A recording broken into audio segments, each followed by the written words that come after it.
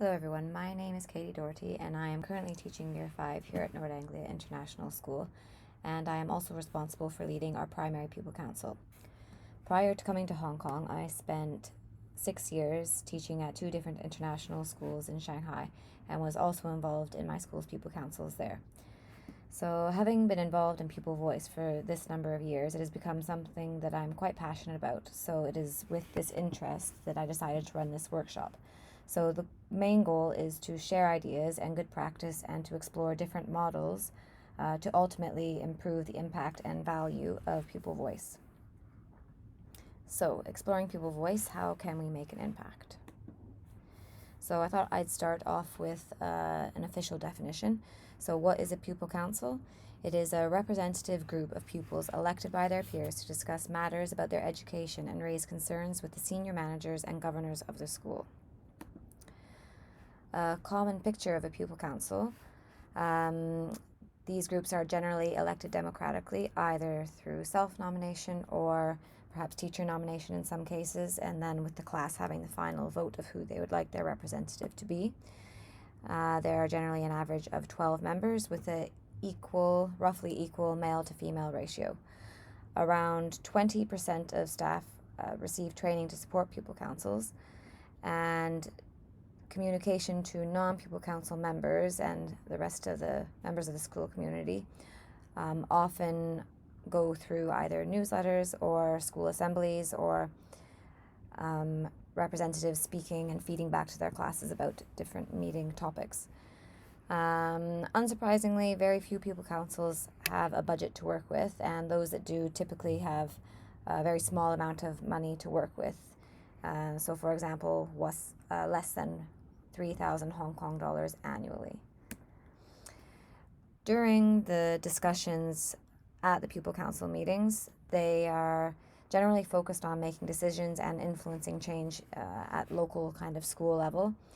The issues relate to things such as playground equipment, school materials, uniforms, food in the canteen, and things of that nature that directly affect the students on a day-to-day basis.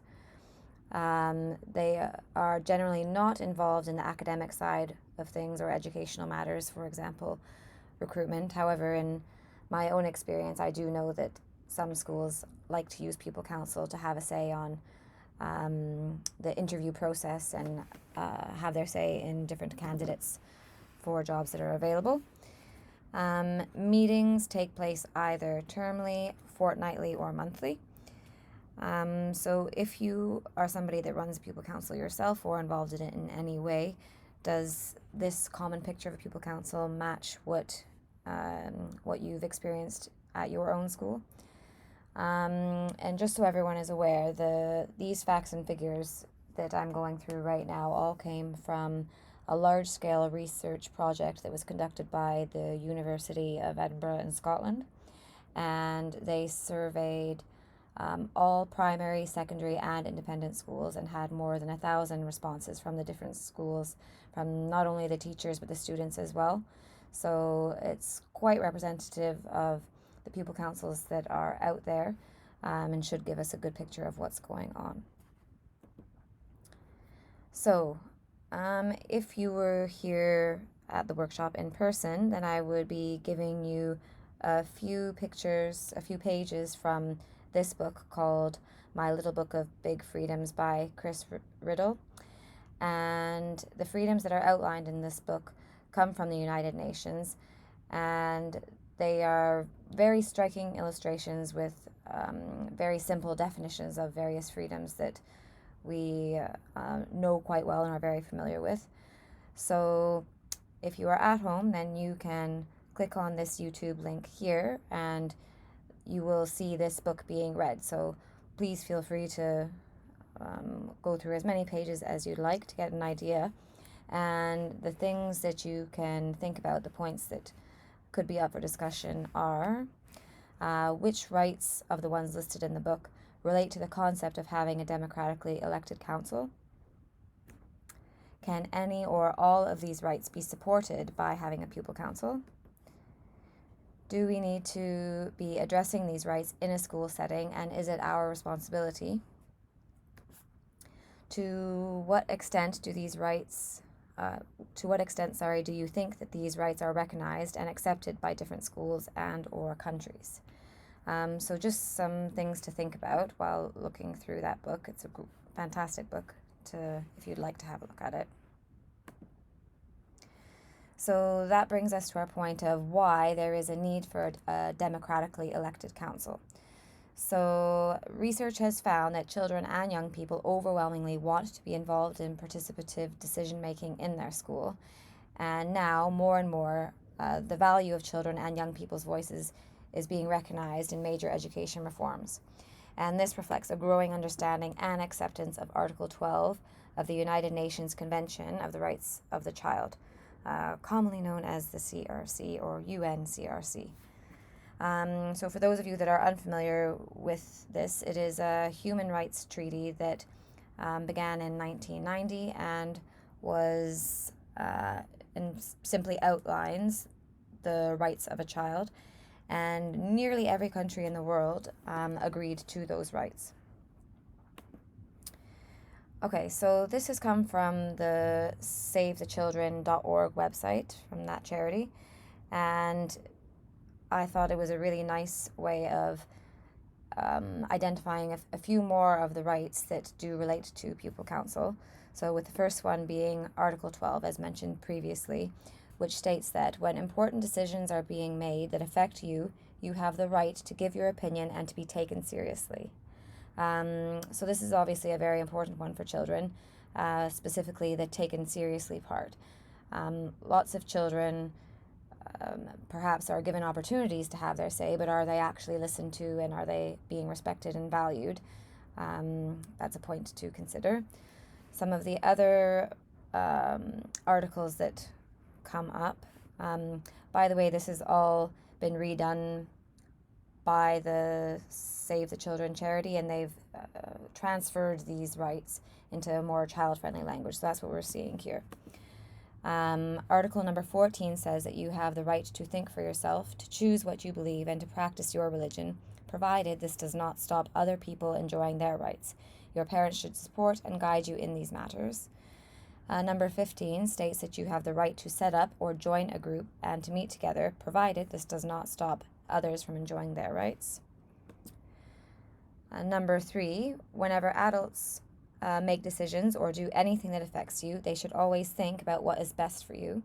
And number 4, your government is responsible for protecting your rights. And the final one is number 17. You have the right to get information that is suitable and beneficial for you from around the world through TV, radio, newspapers, social media, and the internet. So all of these rights are ones that I think are addressed or recognized in one way or another through Pupil Council, through Pupil Voice. So we've discussed, I guess, the importance of Pupil Council and children having the ability to express themselves and be heard.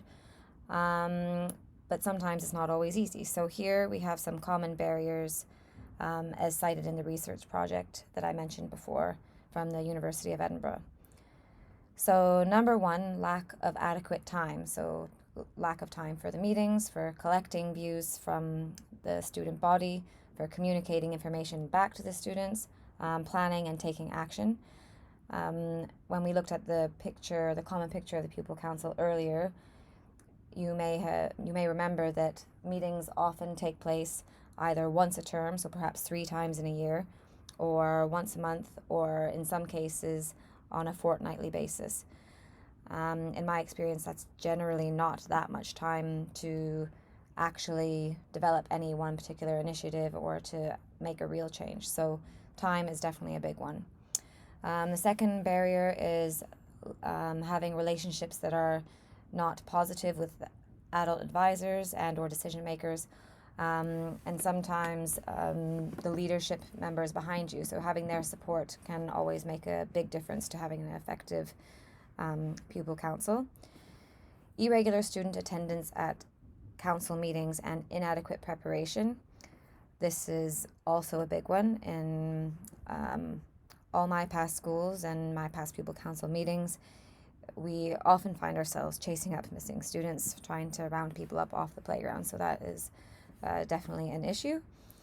And as mentioned before as well, the lack of or absence of a budget or access to funds. It's very difficult to start different initiatives when you don't have any money to start things off with.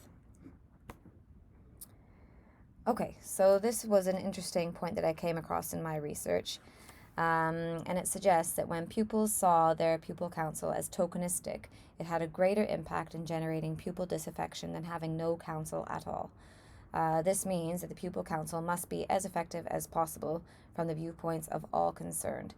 So I think this is just a reminder that children can obviously recognize when we are simply going through the motions of having a meeting, but actually they know that nothing is going to happen as a result of these meetings. They can recognize if we are just meeting for meeting's sake and just to tick a box. So I think that when we are involved in the pupil council, it's important to make sure that the children know that they are being taken seriously and that they are being valued.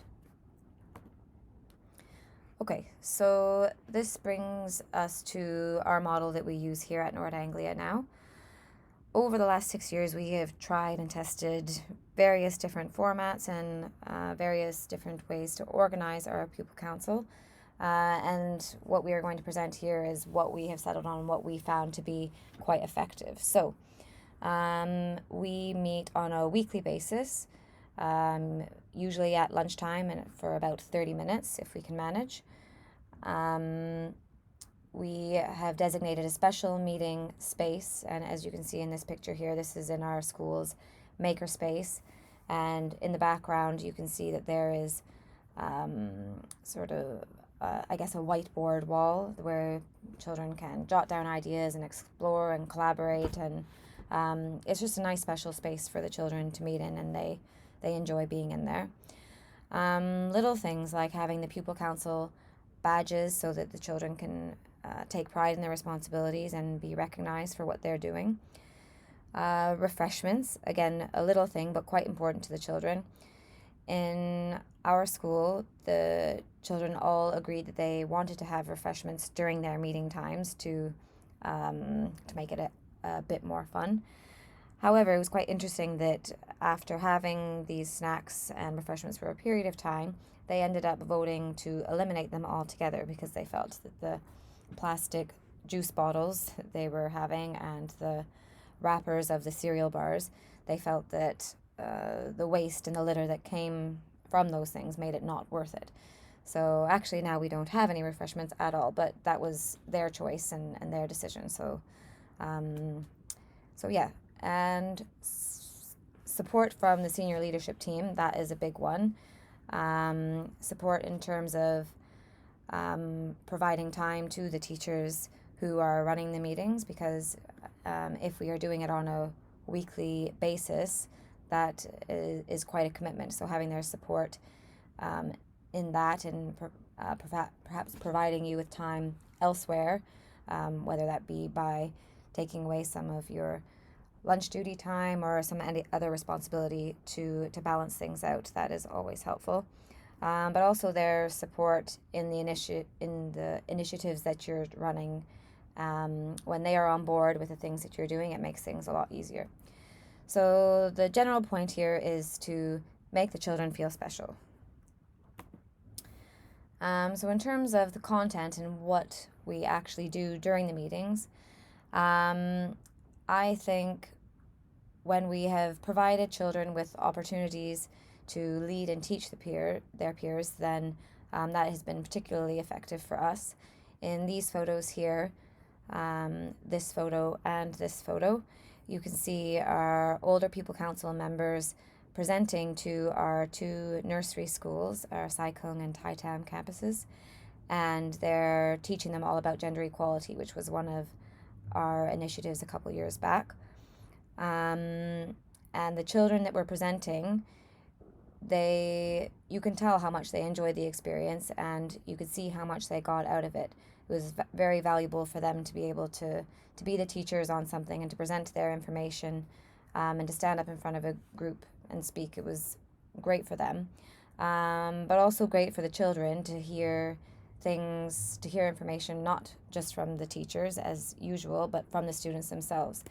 And as you may be able to tell from the pictures, students who are as young as 3 years old are sitting completely captivated by the older children, they're really listening to what they have to say. So providing these leadership opportunities and opportunities to present and to teach their peers have been great for us.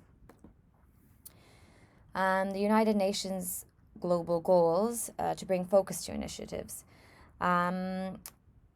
Previously, when I have done Pupil Council, the children can often spend, when they've been left to their own devices, they've spent quite a lot of time discussing things that are perhaps not that valuable. So, for example, they have maybe spent several meetings trying to organize some kind of event that eventually didn't come to fruition for whatever reason, or spending time talking about problems with perhaps the soap in the children's toilets, something as insignificant as that. So by giving them a broader focus, a more global focus, like the United Nations global goals, that has been really helpful to the children, has really driven the things that we have going on at the school. So in this picture, you can see the Pupil Council have invited in the elderly members of our local community and have given a presentation based on the global goal that they were working on, which at that time was sustainable cities and communities, and also responsible consumption and production. So the children looked at a global issue and of sustainability, and they were specifically focusing on plastic usage and plastic bags, and they decided they wanted to get in touch with the local community, so bringing the global issue to a local level, and gave a whole presentation to help raise awareness on the issue of plastic. And with that, they handed out the bags that they had designed and produced, that you can see here in the photo, the green ones. And this was a valuable experience to them, because sometimes when things are too global, then they don't really know how they relate back to them. So bringing it back to a local level was really great for them. If you remember the common barriers that we discussed earlier in the presentation, one of them was communication back to their peers, and communication to this whole school community. So by using technology to help gather pupil data and communicate our initiatives, that's been really effective for us here. So at the top you can see we have used a website called Padlet, which is really great for sharing ideas and posting about different things. So you can pose your question at the top, which in this case was, how can we ensure that people are getting a quality education? That was one of the global goals we were looking at. And then children are sent the link and invited to give their feedback and share their ideas, so that it isn't simply the Pupil Council representatives that are having their say, but it's actually the whole student body. And this is a good way to go through the ideas at meetings and see what people have to say about our ideas and our plans, and to give suggestions. And down here we have our Firefly, that's our virtual learning environment. I'm not sure if other schools use Firefly, but most schools have something similar to this. And this is another way that we can communicate to parents and teachers when we have different competitions or things going on. Then we create a blog about it, and then just recommend the page to our parents and people in the school community. And it's a good way for them to see what we're up to and to communicate things that we have going on. Okay, so you may be thinking that there is possibly a lot of teacher input or a lot of teacher support in this model, and that is the case to a degree, but the children also have a great deal of room and a lot of opportunities for them to be having their say and decide how they want to tackle different global goals at their own level, and that's always been up to them. So, some things to think about are how much support is too much support. How much should teachers be involved? Should we be completely taking a back seat and letting the children lead? Should we be facilitating? Should we be supporting? Should we have a say as well? Can students who are as young as 8 years old, so our year threes are 7, 8 years old, and they are participating in the Pupil Council, is that too young to take the lead on decision making or to participate? When students are going down an unproductive path in a meeting, at what stage do you step in? So if you know that they've been going around in circles on one particular issue that is of little significance, do you let them arrive at that conclusion on their own after wasting several meetings, or do you step in and intervene? So all of these are up for debate, and I'd be interested to hear what people had to say. So here we have a video of a pupil council in action from a school in Scotland.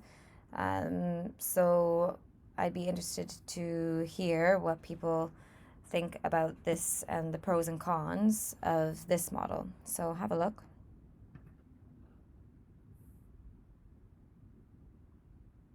So why do you think they're good homework tasks? Because I just enjoy them a lot. You enjoy them, you think they're important? Yeah. Max? I agree with Ryan, because maths and English are the two main things you're going to need in life. Because English, if you can't count, you can't do most jobs, and if you can't read, you can't do most jobs either. Yeah, so you think maths and English you should get maths and English homework? Yeah. Cool. Nathan? Maths. Maths as well? Yeah. Robbie? I agree with Ryan saying that you should get English and maths every week, but I think every so often you should get like an active task that requires you to go outside and do something. That's a good idea, yeah, because you don't want to just be stuck in the house when you're doing homework. It'd be quite nice to go outside and maybe your homework's to find some leaves, something like that. That would be good, wouldn't it? Gregor? I agree with Nicole. Yeah, so spelling and art, some good things and some important things. Yvonne? I would need to agree with Ryan and Robbie, because last year when I was in primary 5, we usually got spelling every week, but when it was like really nice weather, we were allowed to, like, instead of writing it down in our book, we were allowed to go outside, bounce and trampoline while spelling your words. Well, that's a good idea. We were still doing our homework, but we were having fun doing it. Well, that brings in both of Ryan and Robbie's having fun doing maths and spelling. That would be a good way to do it. Okay, so that was another example of how Pupil Council could be run and managed. There was no sign of any teacher in that video, and there seemed to be some kind of chairperson leading the whole meeting. They were speaking about things at school level and seemed to be quite productive.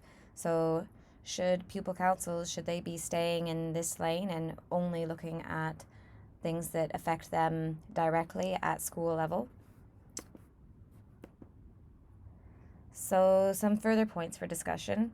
What would you say are the pros and cons for this meeting style, the meeting structure, and the content? Should the children focus on issues that immediately impact on them at school level, or should they be encouraged to think outside of their own school, looking at a broader context, like we do here at our school with the global goals? Is it better to let them, the children, have full control at the expense of possibly being ineffective and perhaps time being wasted? And should roles be assigned, for example, the chairman, secretary, treasurer, and things like that? We've experimented with both methods, having nobody in particular leading and having everybody be equal, but also we've tried out having leaders in the group running the meetings, so we've tried both.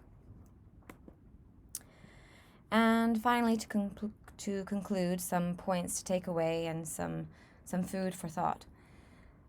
So providing children with opportunities to have a voice and take part in decision-making processes can be an incredibly valuable experience for children in their education. Exposing children to global issues and supporting them to tackle these issues can help to create global citizens, something that all schools should aim to do.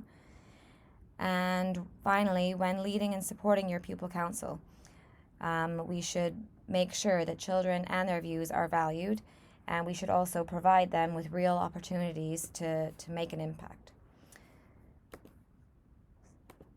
So thank you very much for listening. Thank you for paying attention. I hope that you were able to take away something from this presentation.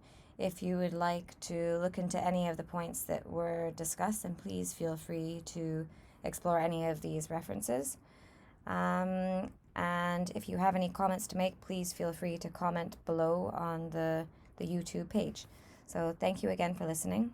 Bye-bye.